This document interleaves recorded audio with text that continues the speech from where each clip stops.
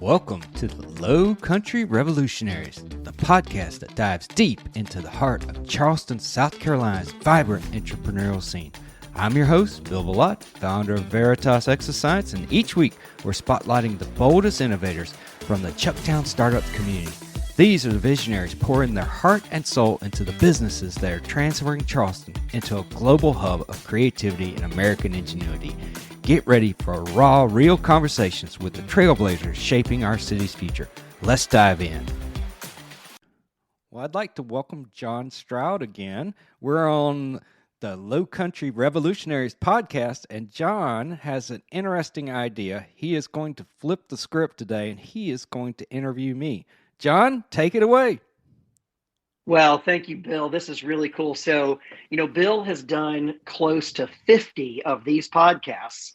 And when he interviewed me last week, I asked him, I said, Bill, you have an amazing background. Has anyone ever interviewed you? And he said, no. So today, I would love to interview Bill Billotte, PhD. So let me give you a little overview of Bill. Internationally recognized science leader with over 20 years of experience leading multidisciplinary teams in exoskeleton technology, CBRNE, which is chemical, biological, radiological, nuclear, and explosives detection, and homeland security standards. He has proven expertise in managing complex scientific programs, representing organizations to senior leaders and international stakeholders, and delivering innovative solutions in biotechnology, chemical processes, and mechanical systems. He's skilled in coalition building, strategic planning, and translating complex technical concepts for diverse audiences. So you've got, I'm sure, a diverse audience, and some of them probably just said, huh? Yeah. So Bill, I want to start with, I'm fascinated by your resume. And one of the first things you have on there is your recent exoskeleton technology initiatives. So tell the audience, what is that and what are you doing with exoskeleton technology? So I have a passion for helping people, and I would like to see people be better, stronger, faster. And that is somewhat of an old quote from a 1970s TV show that many people out there may have seen. It was called The $6 Million Man. And yeah. And in anybody that's watched that show can hear the song in their head right now of the opening of the $6 Million Man and how he was the first cyborg or the first bionic man. And so exoskeleton technology is a little bit of that kind of concept. Is trying to help people be better, faster, and stronger in one way or another, whether that's helping them restore a function or giving them a little bit of a boost to be able to do something longer. And the sci-fi version of that, this is what all my nephews think I do, is, Uncle Bill is building Iron Man. So that's what my nephews think I'm working on right now. Nice. But it's not quite Iron Man. But that movie is kind of like the characteristic thing that people think of when they think about exoskeletons. Is like, oh, it's going to turn me into Iron Man and I'm going to be able to fly and do all these crazy things. Well, that's not really what it's for. It's from everything from, hey, helping you walk again when you've had a stroke or some sort of paralysis, to helping us get to Mars and everything in between. That is the promise of the exoskeleton technology. A lot of people use it, especially here in the Lowcountry area. One of my friends, well, actually, it's a couple of my friends now. I have several that work there, work down at Boeing, down near the airport, and they've used this technology to help their workers be able to do their jobs and not have sore backs or sore shoulders, or do something where they have to get in an awkward position, and this relieves all that stress and allows them to do their job better. And so a lot of industries use it like as what we would call an ergonomic type aid, where it basically keeps them from getting, bumps and bruises and sore muscles at the end of the day, so they can play with their kids and do other stuff after they get home from work. So, there's a lot of promise of this technology. There's a lot of commercial systems out there. And so I've been working in this area since 2015 timeframe, and have primarily been working in it from, we need standards for this, technical standards. So, okay, how do you measure this stuff? How do you make sure it actually works? How do you make sure it's safe? All of those kind of things. And so I've been working and standing up I help stand up the committee that develops all the standards through ASTM. And I've been working with that since then. And, got a chance to be the first director of the Center of Excellence in this area, and did that for a number of years. And now, I'm out here on my own, and I'm kind of running a business where, I'm trying to help people understand this technology. If they want to use this technology, figure out like, okay, where do you start, and what might work for me and what won't work for me, and give them a jump start into being able to use this to help them out. So that's where I am right now. So if I wanted to jump over a 6-foot fence like the Bionic Man, sure, you can maybe help me with that. Yeah. And here's the thing. So this is what I tell everybody. You can do any of those things that Iron Man did or the Bionic Man did one time. Now, after that, no guarantees. But that's the thing. Is so a lot of this though is like, I have a friend, Bo. He actually was on one of the episodes of the Lowcountry Revolutionaries. He's out in Washington State. He makes this thing called the backup, and it's basically a tool, but we call it exoskeleton because the way you wear it. And if you're doing stuff down on your hands and knees, like tile work or anything like that, or crawl spaces like they do around here, where you have to crawl around and then work on something underneath.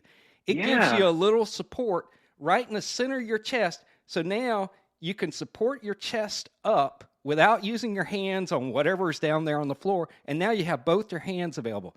It's a very, some would say a simplistic type exoskeleton, but it works. And there are a lot of different ones depending on the job. The ones that like Boeing used in the past, they had and Toyota was another one. They had a lot of workers doing overhead work. So they had their hands above their head for long periods of time. Right. And so there's exoskeletons that help you hold your arm up so you're not having to hold that and whatever tool you have by yourself. And it relieves a lot of stress on your shoulders. And so that's what they're really more focused on right now versus this jump over a fence. Now, my thing, ever since like 2015 kind of things like, hey, I want to dunk a basketball. They haven't come up with one to let me do that yet. So I'm on the same page as you, John, but Nice. Yeah, I can't dunk a basketball either, and I'm 6 foot. Oh. So as a little side funny, you said earlier, everybody hears that song in their head. I now am going to have that earworm all day. I'm going to hear that da na na na. Yeah, exactly. We can rebuild him. Yeah. I'm going to hear that all day. Yeah, it's so funny. It's like I was thinking this morning about that. I was like, oh, I'm going to talk to John today. I got to get my act together. And I was thinking, it's like, when I was a kid, I was like, hey, I probably thought, oh, I want to be the Bionic Man kind of thing. And then it hit me this morning while I'm drinking coffee. It's like, oh my gosh, I think I turned into Oscar. I'm the federal bureaucrat. Yeah, exactly. There you go. So, Bill, one of the questions I had was, can people look at some of these things? Do you, if they went to your LinkedIn, do you have, or do you have a website that people can go to? So they can go to my site, but I would say the easier one. So I have a friend, Bobby, who runs what's called the Exoskeleton Report. And if you type that in all as one word, exoskeletonreport.com, he has a site and he has a catalog of probably the majority of the exoskeletons out there with pictures and all that kind of stuff. And he's done that for the exoskeleton community for years. And so it's a good spot where you can kind of look at hey, what does all these things look like versus just what you might see in movies and stuff. That is so cool. And I saw in your resume that you also have some experience in robotics and the biotechnology. So I wondered, with using the exoskeletons, and you said it earlier when you were speaking about helping someone actually regain their ability Correct. to walk again. So how does robotics and biotechnology come into that? How does that play in that? Oh, it's very interesting. That's a great question. So one of the words that's often used, or a couple words that's often used instead of exoskeleton, is some people call them wearable robotics. And so, and the Okay. reason people call certain exoskeletons that is because, especially the ones for treating any kind of paralysis or temporary paralysis, is a bunch of robotic components that helps a person walk. So you're strapped into some sort of legs and usually a back type support that has robotic components, actuators, motors, those kind of things in there. And a place that large hospitals, but like an example, the Veterans Affairs Administration, their hospitals use those exoskeletons to give what is called walking therapy. So if you have a spinal cord injury or you've had a stroke, spinal cord injury, you would get the walking therapy because getting a person up and out of their wheelchair or prone or sitting type position, it helps their body function. It alleviates a lot of conditions that build up over time if you sit a lot, like Cool. kidney stones, all these kind of things you wouldn't even think of, infections, all this kind of stuff. Walking does a lot to help a person out. And then same thing with someone with a stroke. Often when you get a stroke, you lose some ability to walk. And so walking therapy, using an exoskeleton to walk, helps you relearn. And here's why it's used a lot of times. If you don't use an exoskeleton, you have to have two, maybe three physical therapist people holding the person up while they're walking up and down the hallway. You use the exoskeleton, now you've got a smaller number of people, and the exoskeleton is holding the person and balancing the person to walk. And now the physical therapist can focus on, making sure it's working good and they're getting the right kind of therapy, and they get more, as it's like you're counting your steps with your Fitbit. You get more steps in a day using that versus the other way where it's more manual. And so the more steps you get, the quicker you tend to get better quicker that way. So long story to kind of explain Oh, why that kind of works.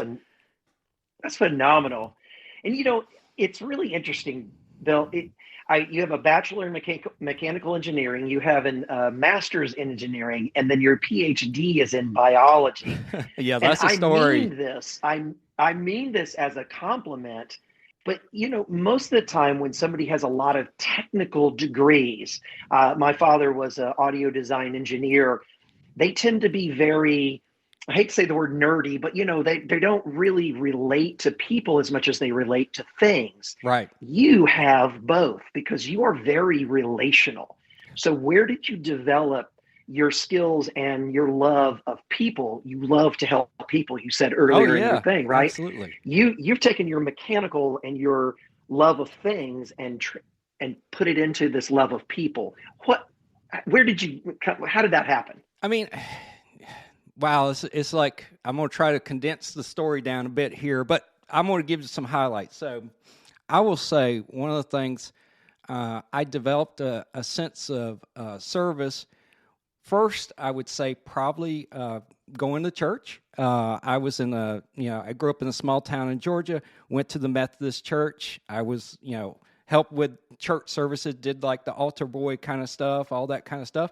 And then I got into Boy Scouts, and Boy Scouts, built, this, absolutely, God, family, country kind of spirit at the time. I mean, this was old school Boy Scouts, not what maybe the Scouts are today as they're changing and everything. But, and I learned that. I did that for a number of years, went and got my Eagle Scout and all that kind of stuff. That was a journey. Very cool. It was a journey upon itself. And then, I'm, zoom forward through school. I was in school for a long time, as you can imagine, almost 12 years or so. As I tell people, avoiding life, but, I went through school and I was very fortunate. I met a lot of great people, had a lot of great mentors, was able to have most of it paid for because I worked during that whole time. And I will tell, young people, it's like, if you get a chance to get a student job, or I was a teaching assistant also, any of that Cool. stuff, those things tend to bring almost more value and more impact than some of the stuff you will get in class. And so that's a little nugget. And then the other thing is I'm a product, you could say a child of what happened at 9/11. So I was, toward the end of my PhD, 9/11 happened.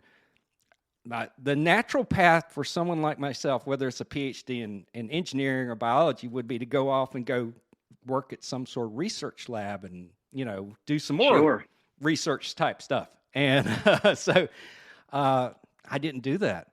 I ended up working for a very large consulting firm, Booz Allen Hamilton in Washington, D.C. I saw that. And doing chemical and biological defense because, we'd been hit. And, I ran to the boom, as they say in the DoD kind of world, and that kind of changed everything. And through that experience in DC for many, many years, I had a lot of great people I interacted with that kind of helped build the spirit of service. It kind of continued on from my childhood. It's like, hey, federal service and giving back and helping people out. And I spent a lot of my time being a translator, and not the kind of translator, because I don't know languages very good. I can get food and go to the bathroom in several languages, but that's about it. But but I spent a lot of the time. Important things. My whole job tended to was translating something really nerdy and technical to something that a regular person could understand, and I did that for a number of places throughout my career. And so that's kind of built up this kind of, okay, how do you kind of, I'll give you something. So you're in a band, the front man in the band, that's the one that interacts with the public. Well, I ended up being the front man of the science band. And, so I would have to. That's a great analogy. Yeah, I had to get up there in front of everybody and interface with the public or the customer or whoever it may be, the bureaucrat, the congressperson, whatever, and be the front man for the band and take all this really deep technical stuff and make it understandable and help them to interact the other way too. So I spent a lot of time trying to do that, believe it or not. That's very, very cool. I see that you also had your top, it's inactive right now, but you had top level secret clearance. That's top secret clearance, I'm sorry. And so while you were working for, I see you also had some SPAWAR experience. Yep. And, that's how I got to Charleston. That's awesome. Yeah, so I owed SPAWAR a lot of stuff. The Navy was great to me. When I was with Booz Allen, I was contractor working with the Navy with SPAWAR. I was still based in D.C., but the SPAWAR, it was SPAWAR Charleston. It became SPAWAR Atlantic, but SPAWAR Charleston, as we used to call it, and worked with a number of folks down here, made some great friendships. And then I started my federal service as a Fed for SPAWAR Charleston, still up in D.C., and worked for them for a year or two. I think it was a couple years, and then went to some other places and did some more stuff through the government. So it was, this was my start into federal service, was really through the Navy and SPAWAR. That's awesome. So what if people wanted to reach out and have coffee or a beer with you to find out more and dig deeper into this and there's two questions here, is how do they get in the best way to get in touch with you? And then what are some things that people can do to help you with your business? Right. Do you need connections? Do you need opportunities? What's the best thing we can do as a community in Chucktown startups to help you? Well, I really appreciate that. That's very kind of you. I'd say the easiest way to get a hold of me is send me an email. It's wbillotte@veritasexoscience.com, and it's on my website and stuff like that. It's a lot of letters there to do that. But how can you help me? I think if there's something that you have a challenge, especially like a science technical type challenge in biology or engineering, and you just can't really like get any traction on it, and you want to talk to somebody, I'm your guy. I can You're the help front you out. man. Yeah, I'm your guy. It may not be exoskeletons, maybe something else. So if you have something like that, if you're looking for someone that kind of, if you are interested in the exoskeleton area and you're trying to either break into it or you're trying to figure out how to utilize it, come talk to me and we'll work something out.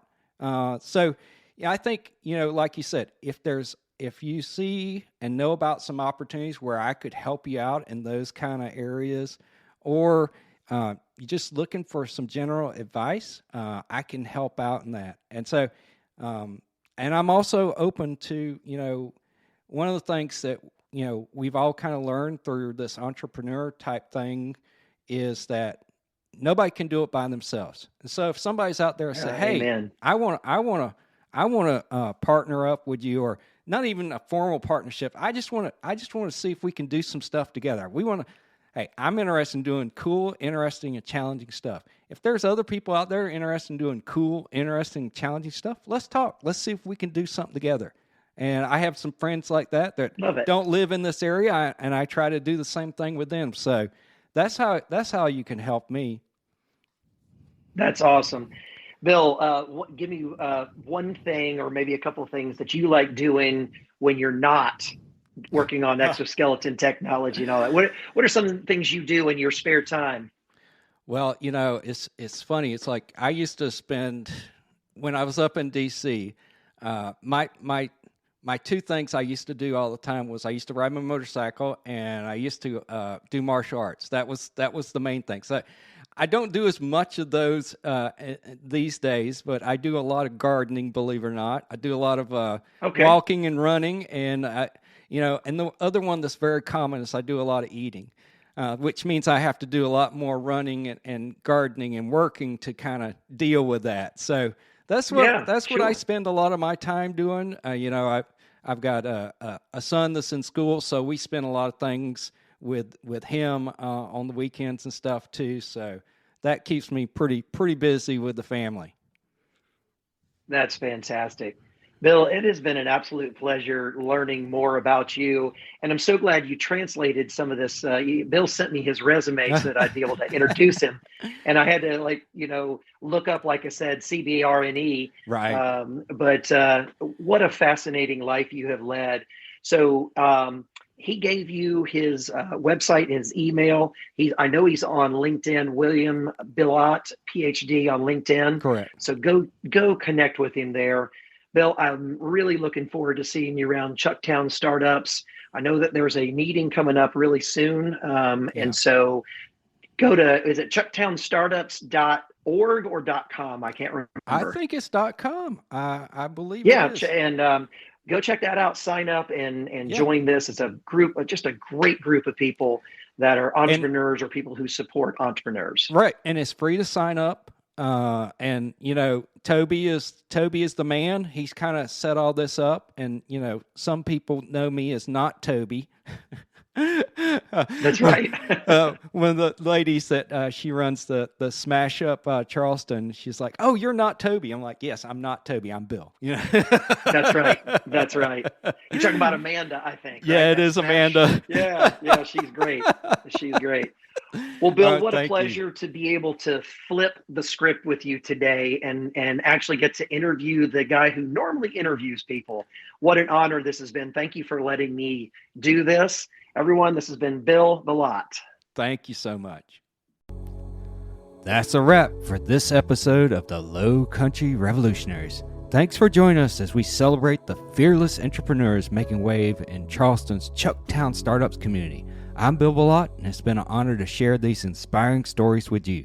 If you enjoyed this episode, subscribe, leave a review, and share it with someone who needs a spark of low country innovation. Until next time, keep pushing the boundaries of what's possible.